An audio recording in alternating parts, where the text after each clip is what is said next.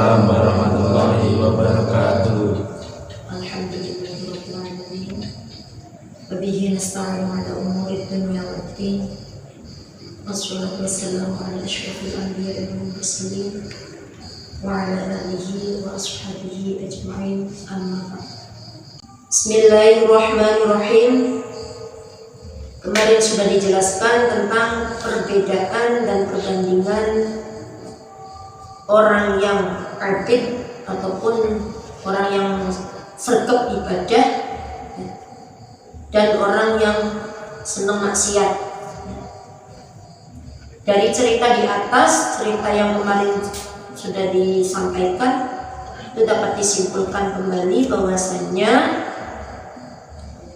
kita tidak boleh mengklaim siapapun itu orangnya.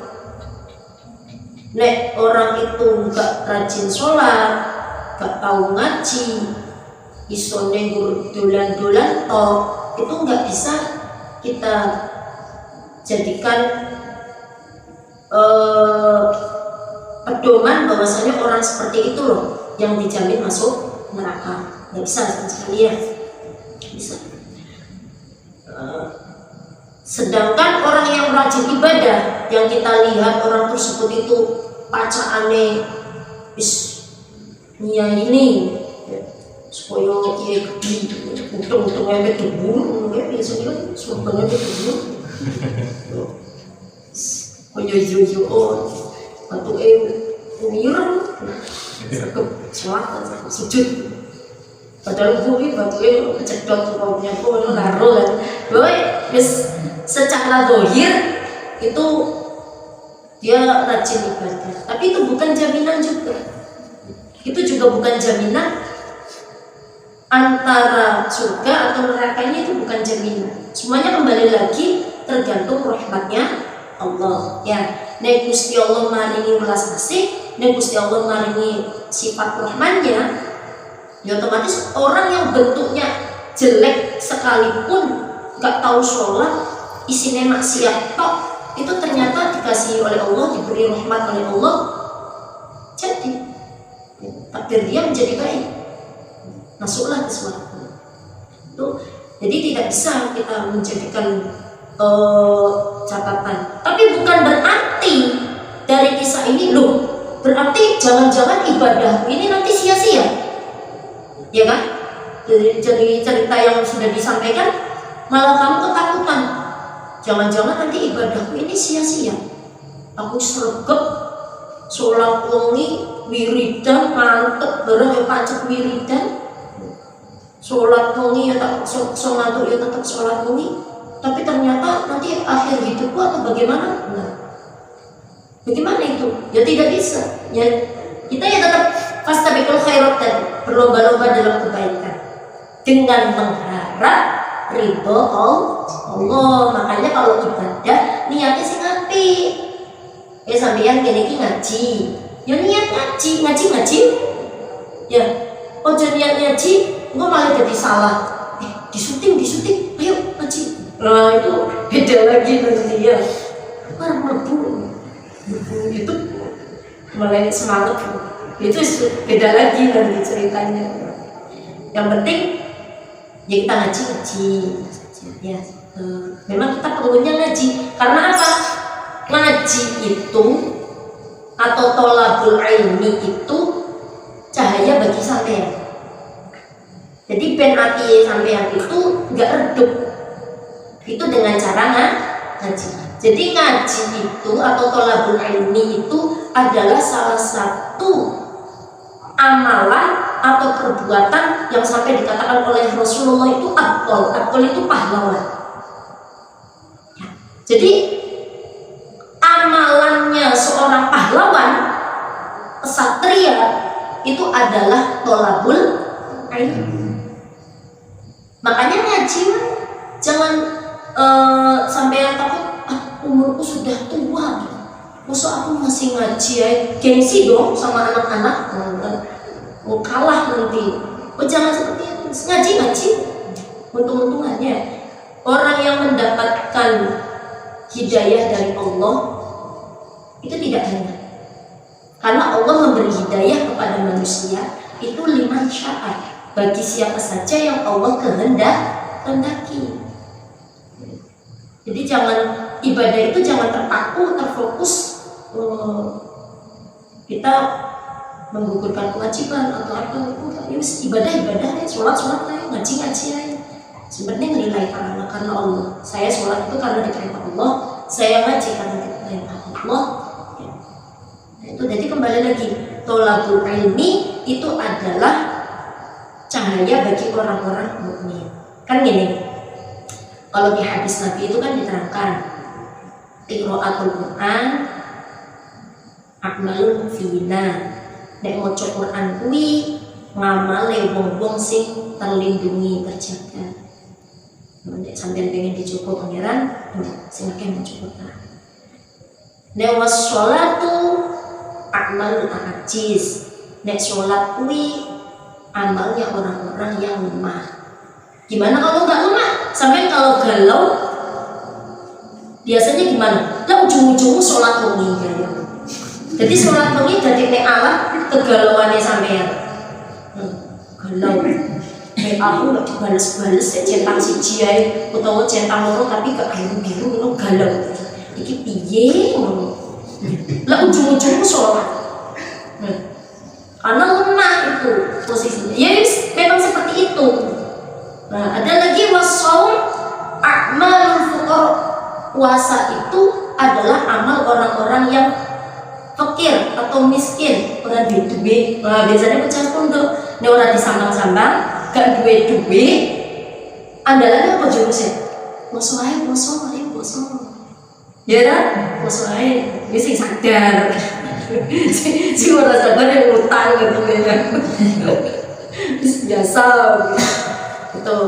Ada lagi wat tasbihu akmalun nisa. Tasbih, membaca tasbih atau wiridan kuwi ngamale wong wedok. Sampeyan mengalami paling. Sebab rumangsane sampeyan kalau di pondok itu yang merasa wiridan kok di sini. Padahal tasbih itu adalah amalnya wanita. Kok bisa, Bu? Bisa. Kenapa? Karena jalannya orang perempuan kalau anaknya masih satu itu masih kalem ngomong, jangan main di situ. Nanti kalau sudah anaknya dua, ojo udah dulu nih. Mungkin anak itu astagfirullah. Tasbih bukan? Ya, subhanallah dulu nanti anaknya papa. Ayo, masya Allah, dan lebih ini lagi. Jadi tasbihnya sering dibaca malah sering ingat Gusti Allah ya. Makanya berbanyak anak saja biar cepat. Jadi tasbih itu amal bisa karena tasbih itu memang amalnya para perempuan. Terus ada lagi amalnya orang-orang yang dermawan, yakni shodaqah. Shodaqah itu akmalul ashab.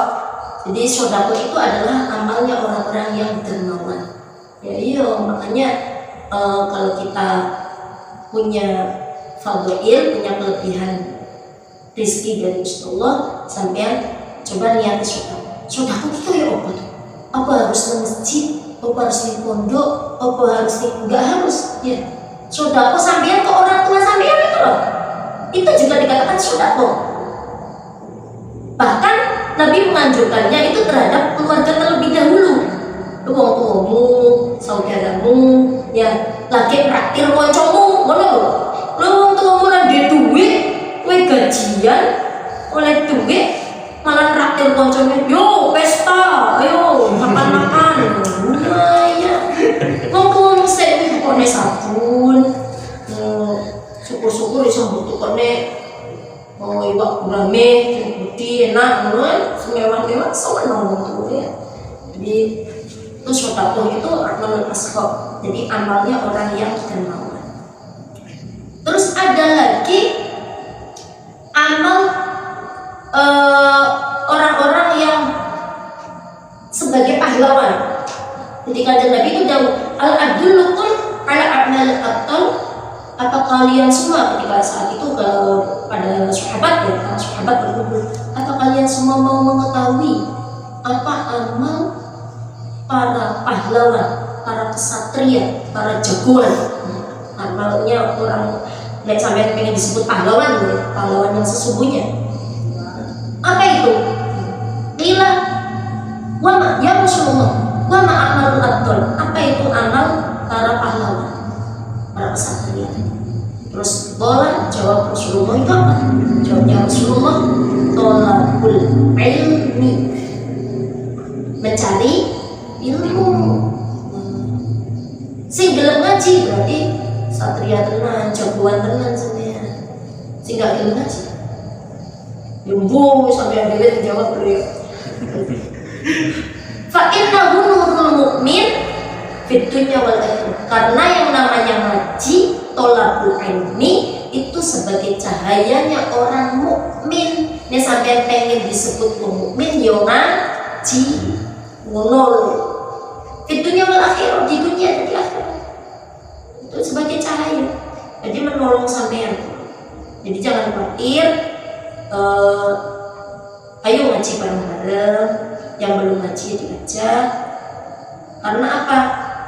Orang yang niat ngaji, datang niat ngaji, itu saja sudah diampuni dosanya oleh Allah. Apalagi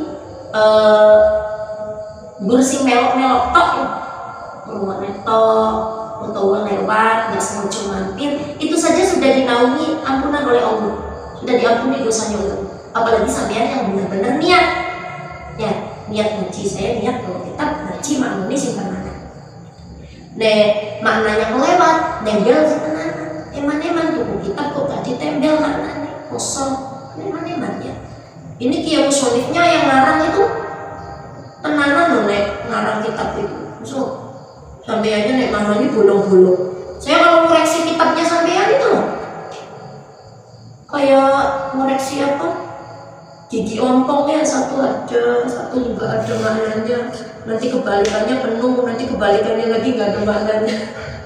Jadi nyampung, ya budal terus jadi. Nek ngaji, budal terus. Tapi gak enak mana nih, nanti tuh turu. Tirakat bu, turunya santri kenapa? Sekarang bu, sedang ditirakat. Menilai diri. Dan lanjut ya, jadi kesimpulannya ya seperti tadi ya, jangan sampai mengklaim manusia siapapun, kelas manapun, bahwasanya itu orang nakal, ini disulat sebelum rokok, gak boleh. Karena yang menentukan masuk neraka atau tidaknya itu Gusti Allah. Kita nggak tahu nasib akhirnya gimana, husnul khotimah atau su'ul khotimah, atau justru kita mengklaim iki di sopan nanti debur atau sopan di klaim berani ini mesti masuk suatu nih kan, ya belum tentu, ya mudah-mudahan tapi yang balik lagi semua perlu dengan rahmatnya kasih sayang. Bismillahirrahmanirrahim. Wa ala hadza lan iku ingatase iki hadis. Wa ala hadza lan iku ingatase iki hadis hikayat utawi cerita. Ada satu cerita. Anna rajulan teman setuhune wong lanang. Anna rajulan teman setuhune wong lanang iku mati sapa rajul. Ala ahdi Musa ing atase zamane Nabi Musa. Ala ahdi Musa ing atase zamane Nabi Musa alaihi salam. Alaihi muga tetap ing atase Nabi Musa assalamu utawi keselamatan. Ada seorang laki-laki yang wafat pada zamannya Nabi Musa. Tapi ternyata ketika meninggal nasibnya itu nggak baik. Sesudah meninggalnya itu loh nasibnya nggak baik. Karena orang-orang itu pada benci sama laki-laki tersebut.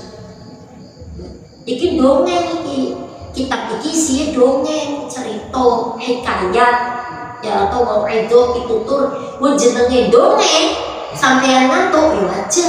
Makanya nek ngantuk ojo isi, nggak apa-apa kesuting, lumayan kan. Nggak, pernah lagi dulu, loh anakku ngaji, mainnya tengah-tengah ngaji, loh kok ngantuk, nggak apa-apa, seperti ngaji, ya. Masih penting dicatat malaikat ngaji ya. Entah di sini nanti ngatur atau gimana terserah. Penting mesti dicatat. Malaikatnya nggak ngerti sampai Al-Quran mulai ngerti. Masa ini bukan itu gimana? Pada zamannya Nabi Musa ada seorang laki-laki yang meninggal dunia. Fakariha nuli podo sengit ing rojul man. To fakariha mongko podo sengit sapa anasu manusa. Fakariha mongko sengit sapa anasu manusa ghasalahu ing ngedusi rojul. Moh ngedusi mayit man. Gah ora didusi wadah nahu lan mendem ing rojul. Ya ora dikubur, ora didusi, ora dikubur. Gah lifiskihi krono fasike rojul. Lifiskihi krono fasike rojul. Elek waktu urip nang dunyane kelakuane wis bergadul ra karu-karuan. Gah fa akhadhu mongko padha ngalap sapa nas birijlihi kelawan sikile rojul. Ditarik wa tarhahu lan buang sapa nas hu ing rojul. Mayite dibuang fil mazbalati ing dalem nggon reget nggon sampah, tumpukan sampah dibuang blung. Duh, bayangno ini mayit gak gelem ngedusi, kayak sepakat itu orang-orang itu semua gak mau memandikan, ya orang gelem ngafani, ya orang gelem kubur, digotong, dibuang, blung. Iya, sakno tuh. Siapa dia? Tapi jangan dikira dia betul-betul orang jelek loh ya. Tapi pengakuan orang-orang, pengakuan masyarakat di situ saat itu bahwa dia itu adalah orang fasik, orang jelek. Fa'alhamli paring wahyu sapa Allah Gusti Allah Ta'ala hale luhur sapa Allah. Oleh paring wahyu ila Musa marang Nabi Musa alaihi salam. Allah mewahyukan dawuh kepada Nabi Musa. Wa qala lan dawuh sapa Allah, ngene dawuh. Ya Musa, he Musa. Mata sedo sapa rajulun wong lanang fi mahallati fulanin ing dalem perkampungane si fulan. Di suatu desa ada laki-laki meninggal dunia. Itu kata Allah. Fil mazbalati ing dalem nggon manggil, nggon reget manggil. Dibuang nang nggon regetan. Kata Allah. Wa huwa hale utawi fulan tawa rojul wa huwa hale utawi fulan iku waliyun, wali utawa kekasih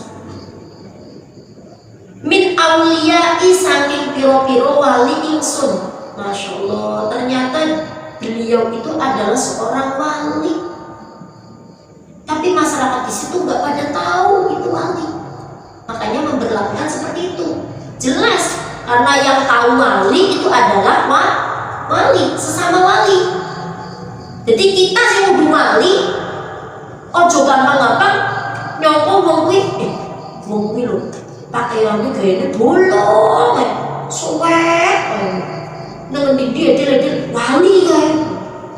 Biasanya seperti itu kan ya. Kebanyakan kalau wali kan zuhud, nggak cinta dunia, nggak senang ngaca, menurut compang camping biasanya. Bahkan wali itu nggonnya nang pasar biasanya. Kayaknya ya cerita dari kisah-kisah dahulu itu seperti itu memang. Karena apa? Karena zuhud para wali itu, tidak cinta dunia, nggak senang ngaca, lambia deledel bolong semopong. Tapi kita tidak bisa menebak wong sing lambia bolong, wong sing lambia compang camping ya kuwi wali. Engko wong edan nang dalan mbok kira wali, mbok salami musuhmu. Gak iso. Fotoku sampeyane aku ben aku wali, lambiku tak bolongi. Yo ora iso ya. Karena yang tahu wali itu adalah sesama wali, bukan kita. Kita tingkatannya masih kelas 10. Nek wali kelas 10 awak dhewe sapa? TK kecil. Jadi ya gak bisa. Ternyata orang yang meninggal tadi itu adalah walinya Allah. Walam yaghassilu bulan orang ngedusi sapa nas buing rajul utawa fulan. Walam yaghassilu bulan orang ngedusi sapa nas buing rajul. Walam yukaffinu bulan orang ngelesi sapa nas buing rajul. Gak ada mau. Walam yukaffinu bulan orang mendem sapa nas buing rajul. Gak didusi, juga dikafani, juga dipendam.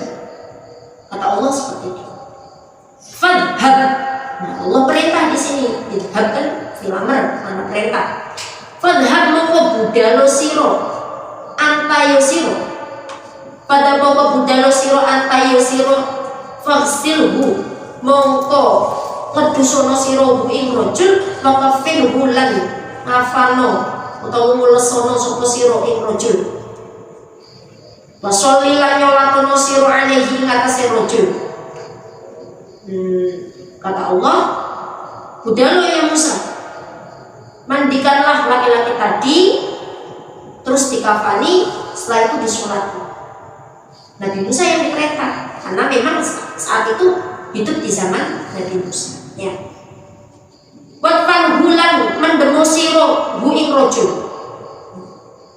Komplit ini berarti kewajibannya ya, memandikan, mengkafani, mensolati, dan mengkubur. Nah itu bagi kita umat Islam itu punya kewajiban fardu kifayah untuk apabila ada orang yang meninggal itu dimandikan, dikafani, dikubur, disolati lalu dikubur. Itu kewajibannya. Satu orang sudah melaksanakan, sudah gugur yang lain, namanya fardu kifayah. Beda dengan fardu ain. Fardu ain ya berarti ya tanggungan sampean sendiri. Kayak sholat sampean 5 waktu itu ketanggungan sampean sendiri, nggak bisa sampean wakilnya koncone. Ya aku sholat isya, sholat tuh aku tak gugurnya sholat isya aku benar. Ora iso, namanya fardu ain, fardu per individu kan. Beda dengan fardu kifayah. Setelah diperintah tadi faja'an lirahu sapa Musa Nabi Musa alaihissalam lalu datang ila tilkal mahallati marang mengkono-mengkono panggonan atau kampung, mendatangi kampung tersebut Nabi Musa setelah diberi wahyu oleh Allah tadi. Wasa'aluhum lan dawuh sapa Musa hum ingnas. Dawuh sapa Musa wa ingnas anil mayyiti saking mayit. Berarti bertanya, Nabi Musa bertanya kepada masyarakat di situ ya, perihal mayit tadi. Faqulu li podo jawab sapa nas. Faqulu li podo jawab sapa nas lahu marang Nabi Musa, mata yang sedo. Ya memang ada orang meninggal. Maka sedo sapa rajulun wong lanang fi sifati kadza. Ing dalam sifat koyong ini, waka dalam koyong ini. Sifatnya koyong ini loh Nabi Musa. Wong iki ngene.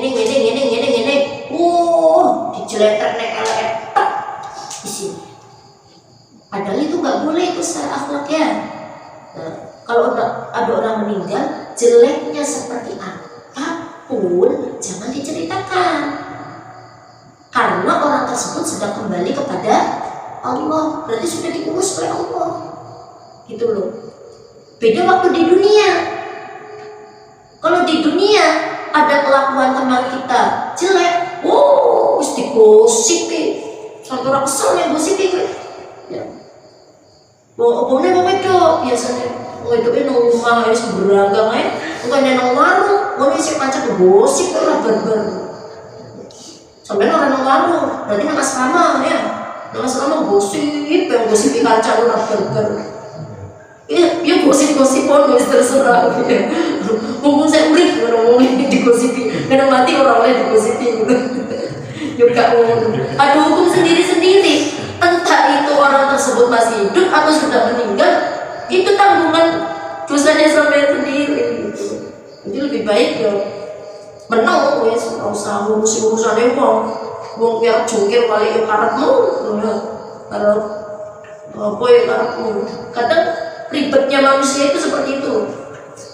Kita itu kan sudah diberi porsi sendiri-sendiri, sudah dikasih jalan sama Gusti Allah sendiri-sendiri, sudah di jalan diberi takdir sendiri-sendiri. Ya, takdir sampean mondok ya mondok, ada takdir teman sampean yang sekolah. Terus sampean harus sekolah. Ya, mana sekolah iso jalan-jalan, sekolah iso mampir nang warung, iso salam-salaman karo koncone sing lanang. Ya aku ora iso, aku lirik isin, ra oleh penyawang isin, ra oleh. Sing ora oleh iso sampeyan bendino perlu karo cah lanang, ya kan? Sawangan kono sing didelok yo kuwi tok. Aku wae wae. Coba ngefan lagi gitu. Jadi ya udah biasa lah. Ya hidupnya seperti itu, sudah diberi porsi sendiri-sendiri. Gak usah nyamakan cantik. Gak bisa kalau seperti itu. Kita punya mata untuk melihat. Ya silakan lihat, tapi jadi bikin baper. Ketonggolnya tuh sepeda sampai bingung. Tuku sepeda, aku kudu tuku motor. Besek tonggolnya tuku motor sampai bingung. Tuku motor udah sugih, aku kudu tuku mobil, ya kan? Dia tangganya tuku mobil, cukup menlayari tuku mobil. Aku kudu tuku sepur. Mana saya orang masuk akal. Ya wi akibatnya deloki tanggane ngono kuwi. Ya oleh delok silakan, tapi jangan dibuat baper ya. Maksudnya ya setiap orang itu punya nikmat sendiri-sendiri. Biarkan mereka bahagia, kalau bisa kita ikut bahagia. Ya. Tonggone bertuku mobil ngono terus syukuran, ya kita ikut bahagia alhamdulillah. Muga-muga kecipratan nikmati. Lo biasanya mobilnya digawe muter-muter ae. Ting ting ting. Pamer. Wis bahasanya pamer. Gak iso. Kita juga gak tahu di dalam hatinya tujuannya apa muter-muter, butuhnya mobilnya, atau butuhnya opone. Kita gak tahu. Karena ada dua istilah. Menunjukkan nikmat Allah itu ada dua istilah.